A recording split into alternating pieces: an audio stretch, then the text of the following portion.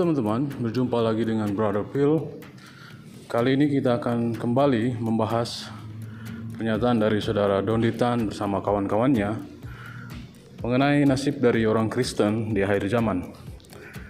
Dan Saudara Donditan mengambil Matius 7 ayat 21-23. Sebelum kita menyanggah pernyataan dari Saudara Donditan, mari kita saksikan pernyataan dia berikut ini. Pak Dondi, bagaimana pendapat Pak Dondi tentang nasib baik umat Islam dan umat Kristen pada akhir zaman? Langsung dibongkar Pak Dondi. Kalau untuk umat Islam nanti Uncle Ucup ya, siap. yang jelasin ya. Kalau saya mungkin lihatnya dari umat Kristen, tetapi dari perspektif Islam ya. Dari perspektif Islam. Ya, bukan dari perspektif Kristen. Kalau dari perspektif Kristen pasti jelas mereka bilang jaminannya surga. Gitu kan. Nah, tapi kalau dari perspektifnya Islam, khususnya untuk para apologet, kita sebenarnya gini, semuanya itu sebenarnya ada di dalam Bible, ada di dalam Bible. Oh gitu. Nah, mau contoh ya? Iya. Saya bukain ini Bible-nya Uncle Ucup nih. Oh gitu ya. Matius 7 ayat 22 23. Saya bacain ya. Dari ayat 21 dah.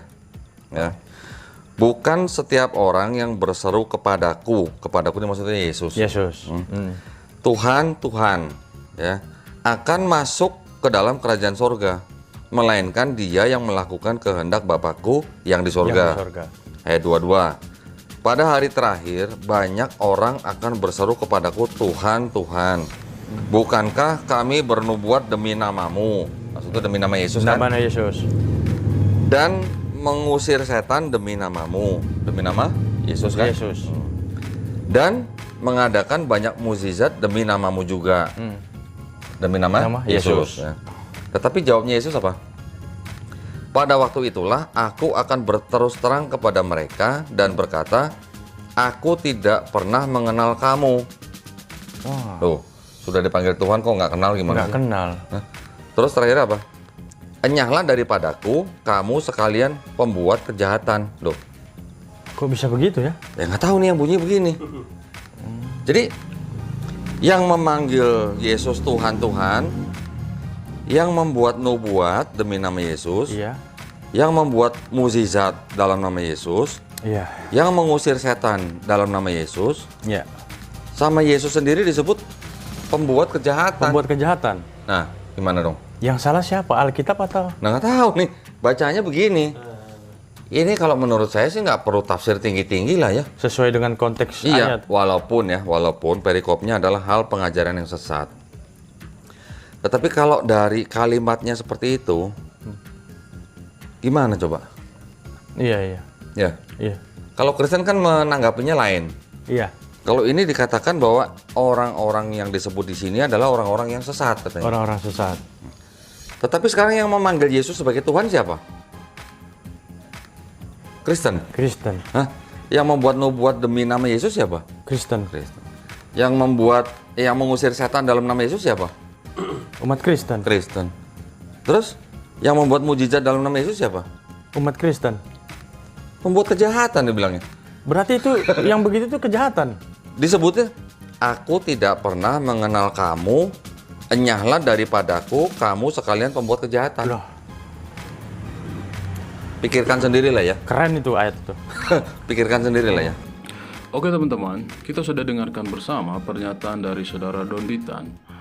Dan Saudara Donditan membaca Matius 7 ayat 21-23. Jika teman-teman membaca ayat itu dengan baik, justru ayat itu tidak berbicara seperti yang disampaikan oleh Saudara Donditan. Mari kita membaca Matius 7 ayat 21-23. Jika teman-teman perhatikan kuncinya itu pada ayat 21. Di sana dikatakan, bukan setiap orang yang berseru kepadaku, Tuhan, Tuhan. Oke, kita berhenti di sini dulu. Kalau kita lihat kalimat itu sangat jelas ya. Bukan setiap orang. Kalau saudara lihat ada kata bukan di situ. Jadi kata ini sangat penting di sini. Coba teman-teman hilangkan kata bukannya itu. Dan kita mulai membaca tanpa kata bukan.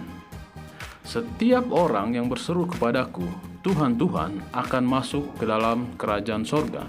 Jadi ketika kita menghilangkan kata bukan di situ, artinya merujuk kepada setiap orang. Jadi setiap orang yang berseru kepadaku, Tuhan, Tuhan, akan masuk ke dalam kerajaan sorga.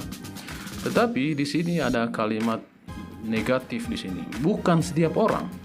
Artinya ada orang-orang yang menyebut nama Tuhan, Tuhan kepada Yesus, tapi mereka masuk ke dalam kerajaan sorga. Kenapa? Karena mereka melakukan kehendak Bapa-Ku yang di sorga. Jadi pembedanya adalah ada orang yang memanggil Tuhan, Tuhan kepada Yesus, tetapi tidak melakukan kehendak Bapa-Nya yang di sorga. Kedua, ada orang-orang yang memanggil Tuhan, Tuhan kepada Yesus dan melakukan kehendak Bapa-Ku yang di sorga. Jadi akan ada dua kelompok di sana.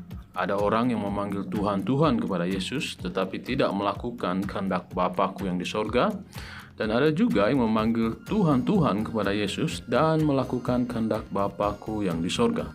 Mengenai ayat 22 dengan 23, pada ayat 15 dan seterusnya, Yesus sudah menubuatkan atau mengamarkan bahwa waspadalah terhadap nabi-nabi palsu yang datang kepadamu dengan menyamar seperti domba, tetapi sesungguhnya mereka adalah serigala yang buas. Jadi akan ada nabi-nabi palsu yang akan menggunakan nama Yesus untuk menjadi alat mereka untuk menipu.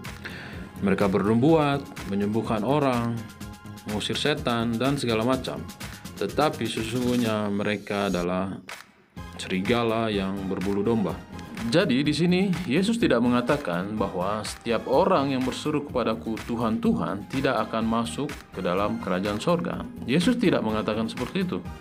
Tetapi Saudara Donditan dan kawan-kawan membuat Yesus seakan-akan mengatakan seperti itu. Padahal ayat ini sudah jelas mengatakan bukan setiap orang. Oke? Jadi sangat penting untuk bisa menganalisa sebuah kalimat dibanding hanya cuma menghafal dan tidak mengerti maksud dari ayat yang kita hafal. Oke teman-teman, demikianlah sanggahan kita terhadap pernyataan dari Saudara Donditan. Nanti kita akan lanjutkan menyanggah pernyataan mereka pada video berikutnya. Tetap bawakan mereka dalam doa karena Tuhan kita mengasihi mereka sama seperti mengasihi kita. Tuhan Yesus memberkati.